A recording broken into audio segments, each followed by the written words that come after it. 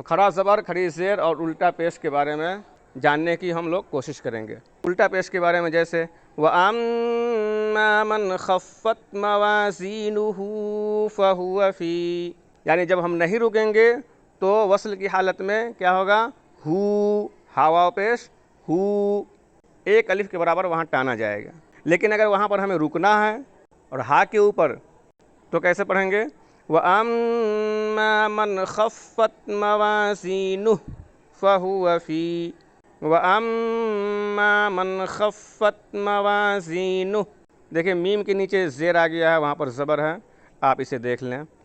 آگے دیکھیں فَأَمَّا مَنْ أُوتِيَ كِتَابَهُ بِيَمِينِهِ فَسَوْفَ يُحَاسَبُ حِسَابًا يَسِيرًا، تو بِيَمِينِهِ ہایا زیر ہی کے جتنا کھینچیں گے۔ لیکن اگر وہاں رکنا ہے، وہ تو میں نے بتایا کہ یہاں نہیں رکنے کی حالت میں کیسے پڑھیں گے۔ اب بتا رہے ہیں آپ کو کہ جب ہم وہاں پر رکیں گے بیمینہ پہ تو کیسے پڑھیں گے۔ فَأَمَّا مَنْ أُوتِيَ كِتَابَهُ بِيَمِينِهِ فَسَوْفَ يُحَاسَبُ حِسَابًا يَسِيرًا، بیمینہ، نون ہاں زیر نہ، یعنی کھڑی زیر اگر ہو تو وہاں پر ہم ساکن کر دیں گے۔ اب کھڑا زبر کے بارے میں اگر نہیں رکنا ہے تو اس طرح پڑھیں گے وَالضُّحَىٰ وَاللَّيْلِ إِذَا سَجَىٰ، رکنا ہے تو بھی وہی پڑھا جائے گا۔ رکنا ہے اور نہیں رکنا ہے، دونوں حالت میں کھڑا زبر کو کھڑا زبر ہی پڑھنا ہے۔ وصل اور وقف دونوں ایک طرح پڑھیں گے۔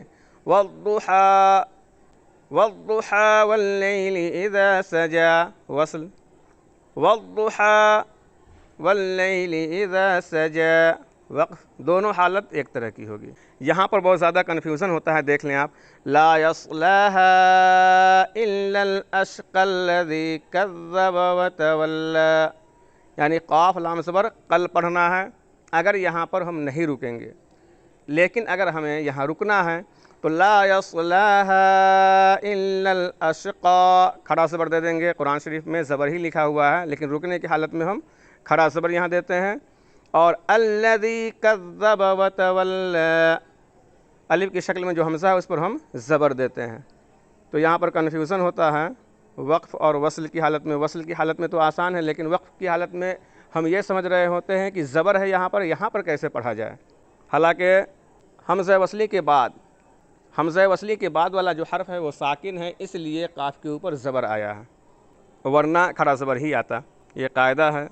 انشاءاللہ اب ہم جاننے کی یہ کوشش کریں گے اگلی ویڈیو میں کہ قرآن شریف میں کہاں رکنا ہے اور کہاں نہیں رکنا ہے۔